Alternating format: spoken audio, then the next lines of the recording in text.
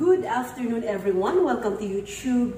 You are in the Simon Discarte channel. My name is Maricel at ako ang inyong host sa content na ito. Sa content na ito, pag-uusapan natin kung paano nga ba mag-wet dock ang isang passenger cruise line. Disclaimer at paalala lang po hindi po ako binabayaran ng kahit sino man sa loob ng kumpanya na pinapasukan ko. Ito ay content lang na binabahagi ko sa mga tao na gusto mag-apply sa loob ng barko or gustong magkaroon ng idea sa loob ng barko.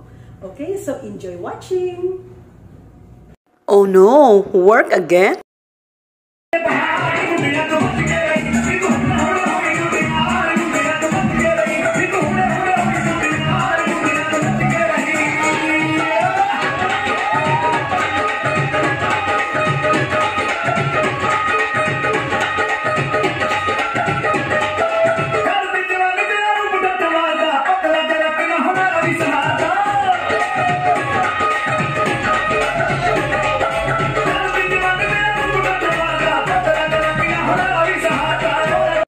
Just kidding, biro lang mga kaibigan.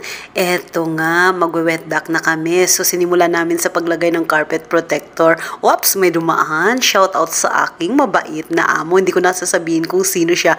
But the clue is, he's a Filipino. So lahat ng mga pampasaherong daanan, nilalagyan namin ng carpet protector para hindi madumihan. So dahan-dahan lang pala ang aking boses kasi gabi ngayon, bawal ako mag-ingay. Baka mag-complain tayo.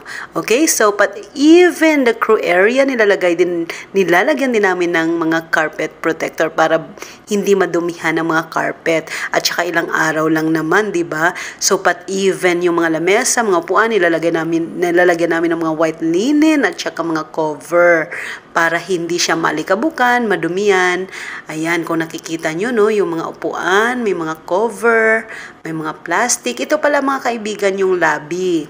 Kung saan, pag normal cruise, saan nandyan na yung mga pasahero, dito ang unang sentro ng mga pasahero dito muna nagmi-meet. Okay, ang una nilang minimit is yung reception. And just kidding. Okay, so from deck 5, deck 6, deck 7, yan ang tinatawag na heart of the ship. Yan yung midship. Okay, so yan ang itsura niya tuwing naka-wet dock siya. Pagkakaiba nga pala ng wet dock to dry dock mga kaibigan, no? Pag sinabing a wet dock, is a harbor or basin where ships remain afloat, while a dry dock is a structure that can be drained to allow ships to be lifted out of the water for repairs and maintenance.